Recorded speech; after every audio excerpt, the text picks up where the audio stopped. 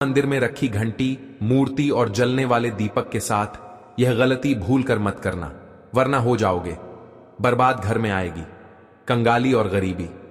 जी हां भक्तों, क्या पता आप लोग भी जाने अनजाने में इन गलतियों को करते आ रहे हो, जिस वजह से आपके घर में तरक्की नहीं हो रही है, रुपया पैसा नहीं आ रहा है, घर में कंगाली जैसा माहौल हो गया हो, बार बार प्रयास करने के बाद सफलता हासिल नहीं हो रही है। तो इन सब के पीछे का कारण आपके द्वारा की गई गलतियां हैं, जो बिना जानकारी के हम लोग कर बैठते हैं, फिर बाद में हमको रोना और पछताना पड़ता है। इसलिए भक्तों, आज के इस वीडियो में हम आपको पूजा मंदिर में रखी चीजों और पूजा मंदिर से संबंधित कुछ ऐसी बातें बताएंगे जिन्हें देखने के बाद आप ही कहोगे, वाह गुरुजी, आपने तो मेरी किस्मत ही खोल दी। जी हां भक्तों, पूज्य गुरुजी ने कहा है कि कुछ लोग ऐसे होते हैं जो पवित्र चीजों को धार्मिक मानकर अपने पूजा मंदिर में रख लेते हैं और वहीं पर सबसे बड़ी गलती कर बैठते हैं। तो प्रिय भक्तों, आज की इस वीडियो में हम आपको बताएंगे कि पूजा मंदिर में कौन सी चीजों को रखना शुभ होता है और कौन सी चीजों को रखना अशुभ होता है, और साथ में हम आपको बताएंगे कि मंदिर में दीपक कितने बजे जलाना चाहिए और दीपक जलाते समय कौन सा मंत्र बोलना चाहिए, और घंटी सुबह के पूजा के समय बजाना चाहिए या शाम के पूजा के समय बजाना चाहिए, और जो शंख होता है उसे कब बजाना चाहिए, कितनी बार बजाना चाहिए, और शंख बजाते समय किस मंत्र का जाप करना चाहिए। इन सभी बातों को हम एक एक करके आपको बताएंगे। और साथ ही प्रिय भक्तों, हम आपको इस वीडियो में बताएंगे कि पूजा मंदिर में जलने वाले दीपक को और घंटी को रोज धोना चाहिए या नहीं धोना चाहिए, और पूजा मंदिर में कितनी मूर्तियां रखनी चाहिए और उन मूर्तियों का साइज कितना होना चाहिए, और मूर्तियों को किस दिशा में रखना शुभ होता है। इन सभी 7 से 8 बातों को हम आपको विस्तार पूर्वक बताएंगे। तो आप लोग अपने फायदे के लिए इस वीडियो को अंत तक जरूर देख कर जाइएगा, क्योंकि भक्तों, ऐसी जानकारी आपको लाखों करोड़ों रुपए खर्च करने के बाद भी प्राप्त नहीं होगा, और ना ही ये जानकारी आपको कोई बताएगा। प्रिय भक्तों, आपको एक बात हम और बता दें कि एक भक्त ने मुझसे कमेंट करके पूछा था कि गुरुजी, हम पूजा पाठ तो बहुत करते हैं, लेकिन हमको पूजा पाठ का कोई फल प्राप्त नहीं होता है और हमें नुकसान होता है। तो मैं आपको इस वीडियो में इसके पीछे छुपे रहस्य के बारे में भी बताऊंगा, तो अंत तक वीडियो में बने रहिएगा।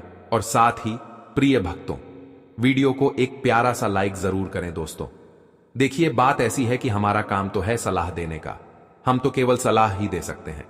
अब आप इसको मानो या ना मानो, आपकी मर्जी। लेकिन भक्तों, एक बात जरूर कहेंगे कि अगर मान लोगे तो आपका बेड़ा पार हो जाएगा। इस वीडियो को अंत तक देखने के बाद आपको किसी भी प्रकार की परेशानी का सामना नहीं करना पड़ेगा।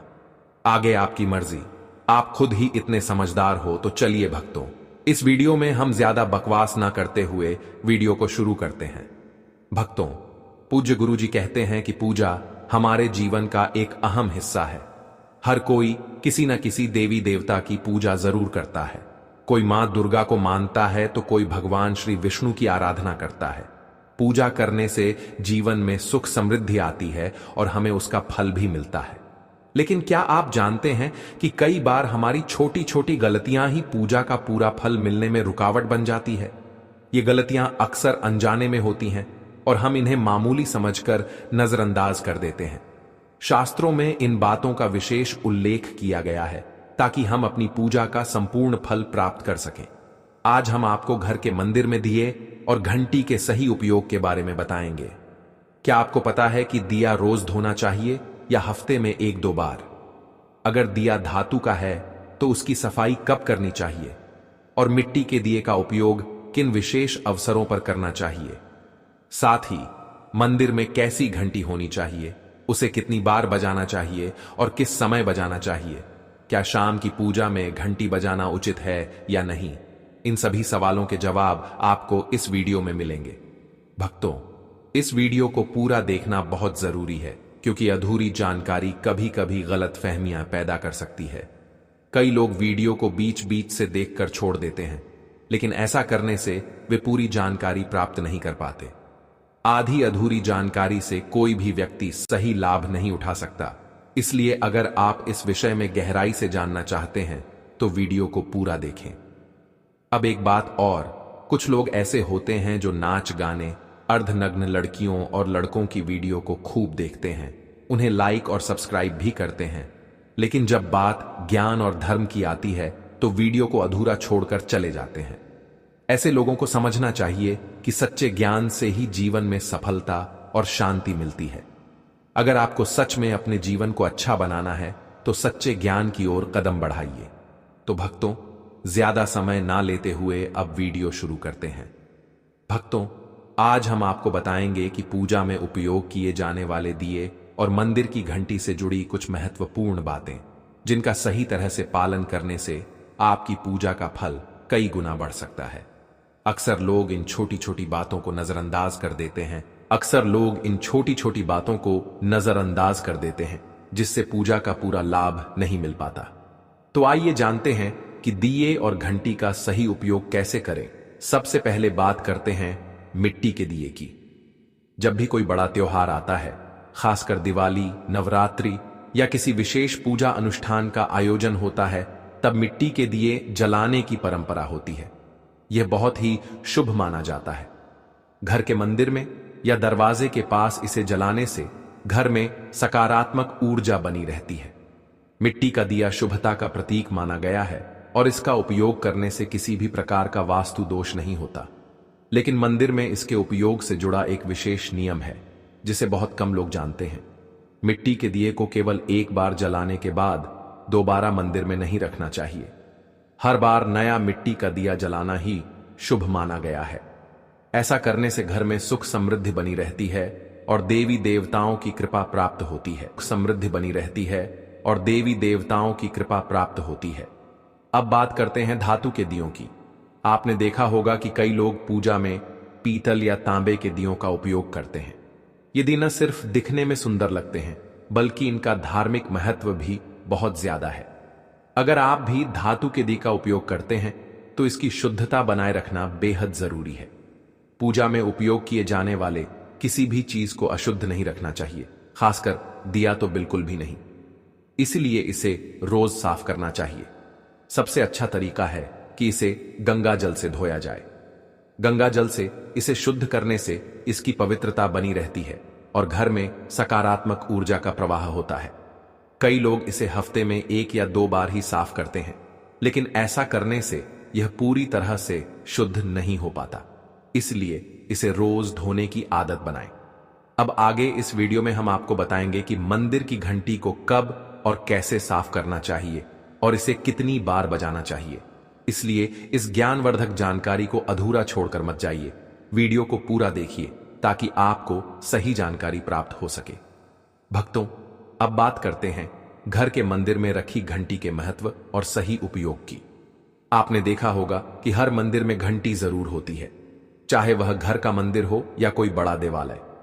इसकी मधुर ध्वनि जहां एक ओर सकारात्मक ऊर्जा को बढ़ाती है, वहीं दूसरी ओर नकारात्मक शक्तियों को दूर भी करती है। लेकिन क्या आप जानते हैं कि घंटी को सही दिशा में रखना और सही विधि से बजाना बहुत जरूरी होता है। अगर इसे गलत दिशा में रखा जाए या गलत तरीके से बजाया जाए तो यह शुभ फल देने के बजाय विपरीत प्रभाव भी डाल सकती है। घर के मंदिर में आमतौर पर पीतल की घंटी ही देखी जाती है, क्योंकि यह सबसे शुभ मानी जाती है। ध्यान देने वाली बात यह है कि घंटी को कभी भी दक्षिण दिशा में नहीं रखना चाहिए, क्योंकि इसे अशुभ माना जाता है। इसे हमेशा पूजा स्थल के पास या मंदिर के प्रवेश द्वार पर रखना चाहिए। इससे जब भी आप मंदिर में प्रवेश करें तो सबसे पहले घंटी बजाकर भगवान को अपनी उपस्थिति का एहसास करा सकें। सबसे उत्तम घंटी वह होती है जिस पर गरुड़ की नक्काशी बनी हो, जिसे गरुड़ घंटी कहा जाता है। यह घंटी विशेष रूप से शुभ मानी जाती है और इसकी ध्वनि घर के वातावरण को अत्यंत पवित्र बना देती है। अब जानते हैं कि घंटी को कितनी बार और कब बजाना चाहिए। जब भी भगवान को भोग लगाएं तो घंटी को 5 बार बजाना चाहिए। ऐसा करने से भगवान प्रसन्न होते हैं और भोग को शीघ्र स्वीकार करते हैं। लेकिन पूजा के दौरान घंटी को जोर से या बहुत देर तक लगातार नहीं बजाना चाहिए। इसे केवल 3 बार बजाना चाहिए, वह भी शांति और श्रद्धा के साथ। घंटी हमेशा दाहिने हाथ से ही बजाएं और इसे बजाते समय आपका मुख पूजा स्थल की ओर होना चाहिए। घंटी से जुड़ी एक और महत्वपूर्ण बात यह है कि इसे केवल सुबह की पूजा में ही बजाना चाहिए। शाम की पूजा में घंटी बजाना अच्छा नहीं माना जाता। ऐसा करने से घर में शांति भंग हो सकती है और पूजा का पूर्ण फल नहीं मिल पाता। इसलिए इस नियम का पालन करके आप अपनी पूजा को अधिक फलदायी बना सकते हैं। अब एक और महत्वपूर्ण बात, जब भी आप किसी मंदिर जाते हैं, खासकर घर के बाहर के मंदिर में, तो मंदिर में प्रवेश करते ही घंटी बजानी चाहिए। इसका अर्थ होता है कि आपने भगवान के दरबार में प्रवेश कर लिया है और अब आप उनकी पूजा आरंभ करने जा रहे हैं। लेकिन जब आप मंदिर से बाहर निकलें तो घंटी बजाने की आवश्यकता नहीं होती। घंटी बजाने का भी एक विशेष संकेत होता है। अगर आप एक बार घंटी बजाते हैं तो इसका अर्थ होता है कि आपने मंदिर में प्रवेश किया और भगवान को अपनी उपस्थिति का संकेत दिया। अगर आप 2 बार घंटी बजाते हैं तो इसका अर्थ होता है कि आप अपनी प्रार्थना और मन की बातें भगवान के समक्ष रख रहे हैं। यह छोटी छोटी बातें दिखने में भले ही सामान्य लगें, लेकिन इनका गहरा आध्यात्मिक महत्व है। तो भक्तों, इन नियमों का पालन करें और अपनी पूजा को और भी प्रभावशाली बनाएं। अब आगे हम आपको कुछ ऐसी बातें बताने जा रहे हैं जिन्हें शायद ही कोई आपको बताएगा। इसलिए इस ज्ञानवर्धक जानकारी को अधूरा छोड़कर मत जाइए। पूरी बात ध्यान से सुनिए ताकि आप भगवान को आसानी से प्रसन्न कर सकें।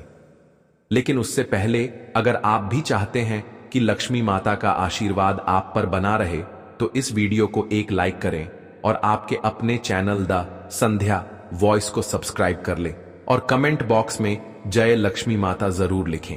इससे हमें मोटिवेशन मिलता है, जिससे हम आप लोगों के लिए और अच्छे अच्छे वीडियो बना पाते हैं। और साथ ही आप अपनी राशि को कमेंट बॉक्स में जरूर डाल दें, क्योंकि हम राशि से जुड़ा भाग्य भी बताते हैं और भाग में चल रही परेशानियों को तत्काल दूर करने के लिए आसान से आसान उपाय भी बताते हैं। इसलिए आप अपनी राशि कमेंट बॉक्स में जरूर डाल दें।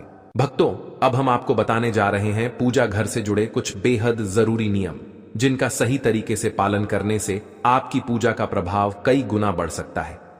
कई लोग अनजाने में ऐसी गलतियां कर बैठते हैं जो पूजा का पूरा फल मिलने में रुकावट बन जाती हैं।